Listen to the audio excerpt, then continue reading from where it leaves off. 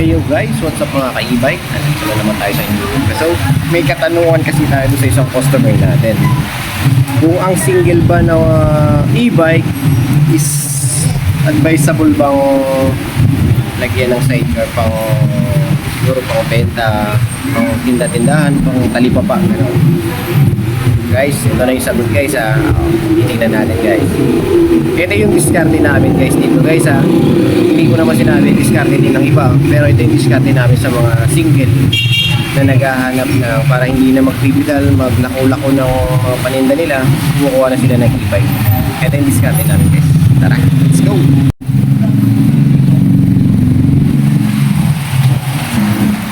Ayan guys, so ayan na. Ayan na yung single. Ayan guys ha. Kita nyo naman. Ayan yung single 114 na minsan na sama ko na rin sa vlog ko. Ayan yung single 114. Ngayon kinabitan natin siya ng sidecar ng bike. Ayan. Pwede naman kasi guys kahit na sidecar ng bike. Ayan. Ayan siya guys. Ayan ang itsura niya guys. Medium size guys yung sidecar. Ayan. Ayan yung itsura niya guys. So, ang gagawin dito pang tindahan. Magkakadawa. Ayan guys. So, konting likod lang. Ayan. Ay. Siguro. Ayan guys. So, e-bike 114. Gagamitin yan pang negosyo. Pagod na daw si mother kasing mag pedal ng bike niya. Okay guys. Sa nagtanong sa'yo, sa nagtanong nga pala, big shout out sa'yo. Sana na nasagot ko yung tanong mo na pwedeng lagyan ng sidecar ang e-bike single. Advisable naman yan. Sa speed naman yan is 50, kaya kaya niyang bitbitin naman yan yung sidecar mo. Kung sakali pang may laman, pwede yan guys. Okay guys.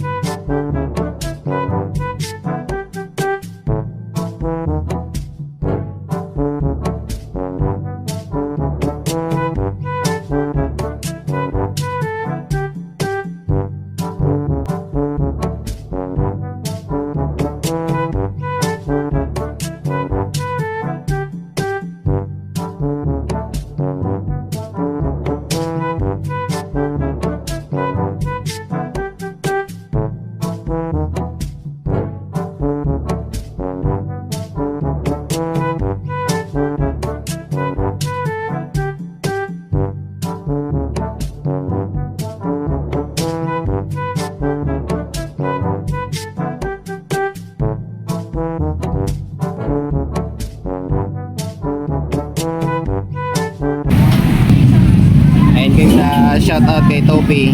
Ayan, si Topi. Habang may ginagawa ko, may ginagawa din siya. No? Ayan, my guy, Topi. Shout out.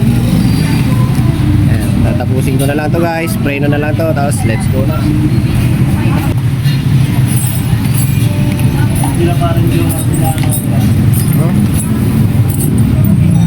Okay guys, finish na tayo guys. Ito yun.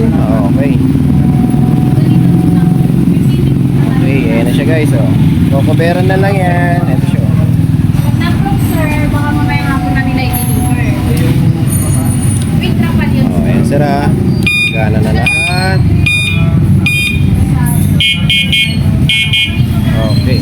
Okay, ready for ano na to? Ready for pick up na to guys. Okay.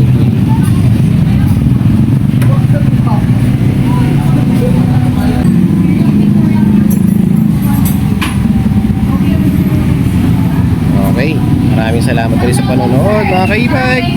Ride safe, power.